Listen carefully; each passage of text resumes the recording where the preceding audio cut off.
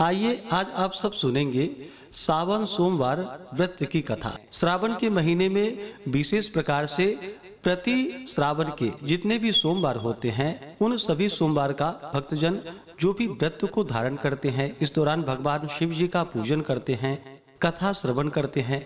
इससे भगवान शिव जी अपने भक्तों के सभी प्रकार के दुख और कष्टों को दूर कर देते हैं तथा सुख और समृद्धि का आशीर्वाद प्रदान करते हैं। सावन सोमवार के व्रत में इस दिन जो कि दिन भर उपवास रहते हुए भगवान शिव जी का सुबह और शाम के वक्त पूरे विधि विधान के साथ पूजन करना चाहिए। इस व्रत में कम से कम 3 प्रहर बीत जाने के बाद ही फलाहार आदि ग्रहण करनी चाहिए। इस व्रत को जो कि फलाहार रख के भी धारण किया जाता है, जो फलाहार नहीं रख पाते हैं तो रात्रि में एक समय सेंधा नमक का प्रयोग करते हुए भोजन को ग्रहण करना चाहिए। विशेष प्रकार से श्रावण सोमवार व्रत विधि के बारे में जानना चाहते हो तो उसका वीडियो अलग से चैनल पे अपलोड है, या वीडियो के एंड स्क्रीन में भी वीडियो का लिंक दिया गया है, आप उसके माध्यम से जानकारियां को प्राप्त कर सकते हैं। तो आइए सुनते हैं श्रावण मास श्रावण सोमवार व्रत की कथा। तो बोलिए प्रेम से भगवान भोलेनाथ की जय, माता पार्वती की जय। कथा के अनुसार प्राचीन काल की बात है। एक नगर में एक वैश्य रहता था जो बड़ा ही धनी तथा ऐश्वर्य युक्त था, जिसके कारण उसे किसी प्रकार का दुख या कष्ट नहीं था। परंतु इतनी अतुल संपत्ति होते हुए भी उसे भोगने वाला उसकी कोई संतान न थी, जिसका उसे सर्वदा ही दुख बना रहता था। वैश्य भगवान शिव जी का बड़ा भक्त था और प्रति सोमवार को शिव जी का व्रत तथा पूजन किया करता था।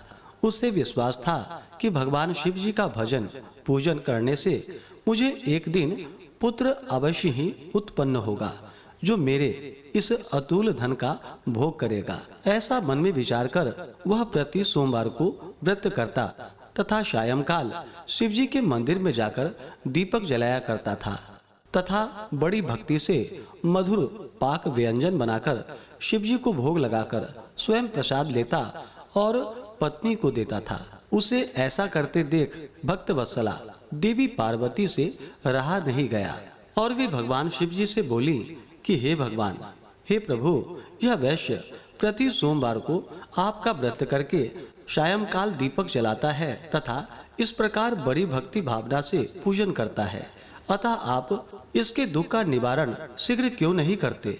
तब पार्वती जी के सुंदर वचनों को सुनकर भगवान शिव जी बोले कि हे देवी पार्वती, इस वैश्य के तो पुत्र नहीं है, यह इसके पूर्व जन्म का ही फल है। देवी, यह जगत तो कर्ममय है, मनुष्य कर्म के बंधनों से बंधा हुआ यहाँ आता है तथा अपने अपने कर्मों के फल को भोगता है। उसी प्रकार यह वैश्य भी पूर्व जन्म के कर्म के कारण इस जन्म में निसंतान होकर दुख उठा रहा है। शिव जी के ऐसे उपदेशात्मक वचनों को सुनकर माता पार्वती नहीं मानी और कहने लगी कि हे ईश्वर, आप तो भक्त वत्सल हैं, फिर अपने भक्त पर क्यों दया नहीं करते, जबकि वह सदैव आपकी भक्ति प्रेम पूर्वक पूजा करता है। फिर आप उसे पुत्रवान करके उसके दुख का नाश क्यों नहीं कर देते। यदि आप अपने भक्तों के दुख का निवारण नहीं करेंगे तो कौन आपका व्रत पूजन और सेवा करेगा। हे भगवान शिव जी, हे देवादिदेव महादेव, मेरा आपसे अनुरोध है कि आप कृपा करके उसे अवश्य ही पुत्रवान कीजिए। जब पार्वती जी शिव जी से ऐसा कहने लगी तो शिव जी बोले कि हे देवी, जब तुम ऐसा कहती हो तो मैं तुम्हारे कहने से उसे पुत्र का वर देता हूँ। यद्यपि उसके भाग्य में पुत्र का सुख नहीं है, यह तो केवल 12 वर्ष तक ही जीवित रहेगा, इसके पश्चात वह मृत्यु को प्राप्त हो जाएगा। इस प्रकार कुछ काल व्यतीत होने पर उस वैश्य की स्त्री गर्भवती हुई तथा 10वां महीना प्राप्त होने पर एक सुंदर पुत्र की उसे उत्पत्ति हुई, जिससे उसके घर में बड़ी खुशी मनाई गई। सब लोग अत्यधिक हर्षित हुए, परंतु उस वैश्य को कुछ विशेष सुख नहीं मिला, क्योंकि उसे यह विदित था कि यह पुत्र 12 वर्ष बाद पुनः मृत्यु द्वारा ग्रसित हो जाएगा। इस प्रकार हंसी खुशी में वह 12 वर्ष का हो गया। एक दिन उसकी माता वैश्य से विवाह के लिए कहने लगी तो उसका पिता विचार कर कहने लगा कि अभी विवाह की क्या जल्दी है, अभी तो मैं इसे काशी जी पढ़ने के लिए भेजूंगा। स्त्री से ऐसा कहकर उस वैश्य ने बालक के मामा को बुलवाया और उसे खूब अधिक धन देकर बोला, अब तुम अपने भांजे को काशी जी ले जाओ और इसे विद्या अध्ययन इससे करवाओ तथा रास्ते में स्थान स्थान पर ब्राह्मणों को भोजन देते तथा यज्ञ करते हुए जाना। इस प्रकार वे दोनों मामा भांजे स्थान स्थान पर ब्राह्मणों को भोजन देते तथा यज्ञ करते हुए एक नगर में पहुँचे। वहाँ के राजा की कन्या का उस दिन विवाह था। कन्या बड़ी ही रूपवती और सर्वगुण संपन्न थी, परंतु राजकुमार अर्थात जिससे उस राजकुमारी का विवाह होने वाला था वह काना था, जिससे उसके पिता को चिंता थी। परंतु जब उसने वैश्य के पुत्र को देखा जो बड़ा रूपवान था, तो विचार कर उसके मामा से कहने लगा कि यदि थोड़ी देर के लिए आप अपने भांजे को मुझे दे दें तो आपकी बड़ी कृपा होगी। थोड़ी देर की ही बात है, विवाह हो जाने के पश्चात इसे हम वापस कर देंगे और आपको बहुत सा धन भी देंगे। फिर तो बालक के मामा ने स्वीकार कर लिया। वर का पिता उसे वर बनाकर मंडप में ले गया और विवाह का समस्त कार्य बड़ी दक्षता से संपन्न किया। परंतु जब लड़का सिंदूर दान करके लौटने लगा तो उसने कन्या की साड़ी के आंचल पर लिख दिया कि हे भामिनी, तुम्हारा विवाह मुझ वैश्य के पुत्र से हुआ है और अब मैं काशी जी में पढ़ने जा रहा हूँ, परंतु जिसके साथ तुम्हें भेजा जाएगा वह एक आंख का काना तुम्हारा पति नहीं है। इस प्रकार विवाह कार्य संपन्न होने पर विदा की बेला पर जब राजकुमारी ने अपनी साड़ी पर कुछ लिखा देखा तो उसे पढ़कर उसने राजकुमार के साथ जाने से इनकार कर दिया और बोली, यह मेरा पति नहीं है, मेरा पति तो वैश्य पुत्र है जो इस समय काशी जी में पढ़ने के लिए गया है। फिर तो राजकुमारी की ऐसी बात सुन उसके माता पिता अत्यंत आश्चर्य में पड़ गए और राजा अर्थात वर के पिता की धूर्तता से अत्यंत दुखी हुए तथा कन्या को विदा नहीं किया। बारात बिना कन्या के लौट गई। उधर वह वैश्य का पुत्र तथा उसका मामा दोनों काशी जी में पहुँचे तथा बालक ने अपने अध्ययन प्रारंभ कर दिए और उसके मामा ने यज्ञ करना प्रारंभ कर दिया। इस प्रकार कुछ दिन व्यतीत होते हुए लड़के की अवस्था 12 वर्ष की हो गई। उस दिन यज्ञ हो रहा था। उस बालक ने अपने मामा से कहा कि आज मैं कुछ अस्वस्थ लग रहा हूँ और सोने जा रहा हूँ।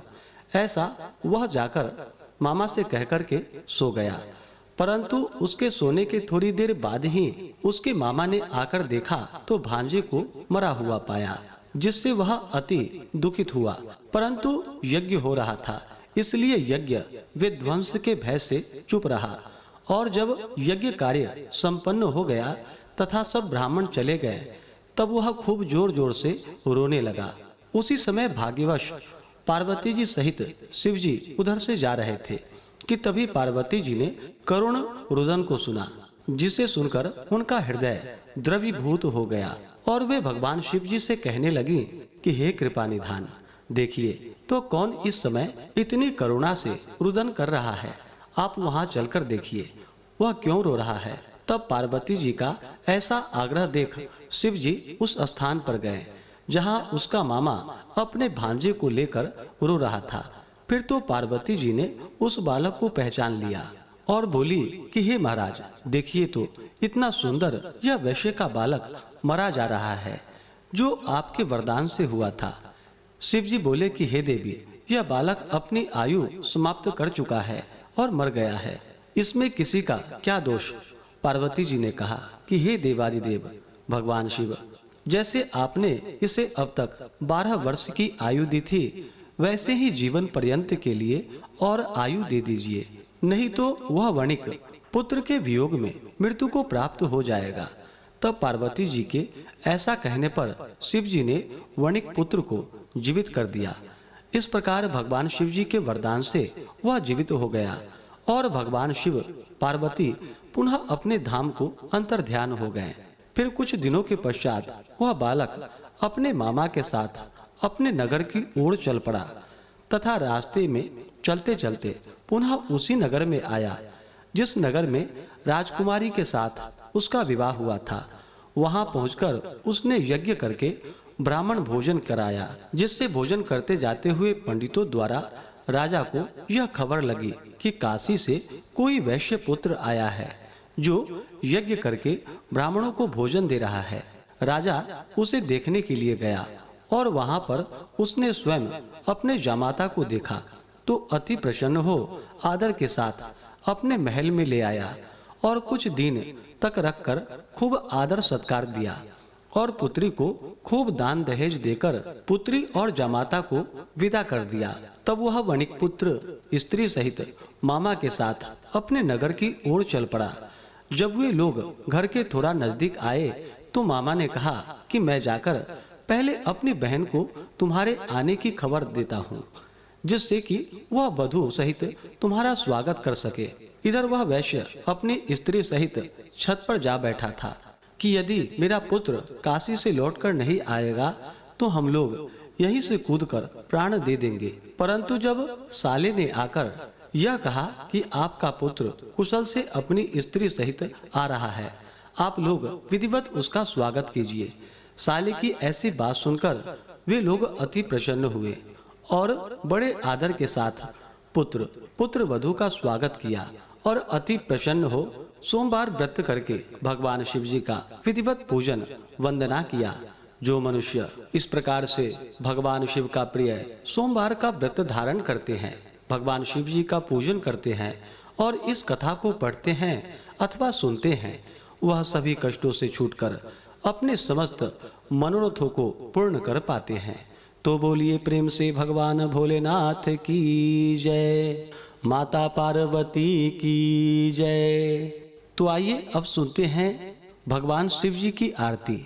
शीश गंग अर्धंग पार्वती सदा विराजत कैलासी, नंदी भृंगी नृत्य करत है गुण भक्तन शिव की दासी। शीतल मंद सुगंध पवन वह बैठे हैं शिव अविनाशी, करत गान गंधर्व सप्त स्वर राग रागिणी अति गासी। यक्ष रक्ष भैरव जहाँ डोलत बोलत हैं वन के वासी, कोयल शब्द सुनावत सुंदर भवर करत है गुंजासी।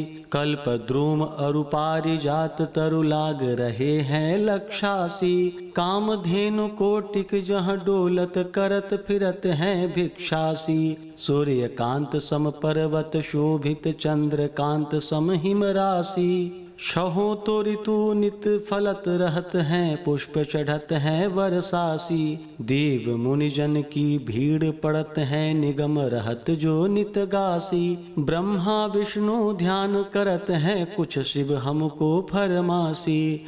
रिद्धि सिद्धि के दाता शंकर सदा आनंदित सुख राशि, जो कोई सुमिरन सेवा करता टूट जाए यम की फांसी। त्रिशूल धर जी को ध्यान निरंतर मन लगाए कर जोगासी, दूर करो विपदा शिव तनु को जन्म जन्म शिव पद पासी। कैलासी काशी अविनाशी मेरी सुध लीजो प्रभु, सेवक जान सदा चरण को अपनो जान दर्श दीजो। तुम जो प्रभु जी सदा सयाने अवगुण मेरो सब ढकियो, सब अपराध क्षमा कर शंकर किंकर की विनती सुनियो। शेष गंग अर्धंग पार्वती सदा विराजत कैलासी, नंदी भृंगी नृत्य करत हैं गुण भक्तन शिव की दासी। गुण भक्तन शिव की दासी, गुण भक्तन शिव की दासी। तो बोलिए प्रेम से भगवान भोलेनाथ की जय, माता पार्वती की। इसी प्रकार से ज्ञानवर्धक जानकारियाँ प्राप्त करते रहने के लिए, व्रत पूजा के बारे में जानने के लिए, कथा को सुनने के लिए चैनल पे अगर आप पहली बार आए हैं तो चैनल को लाल बटन दबा करके सब्सक्राइब करें, साथ में बेल आइकन घंटी को दबाएं ताकि आने वाली वीडियो का नोटिफिकेशन आपको समय से मिलता रहे।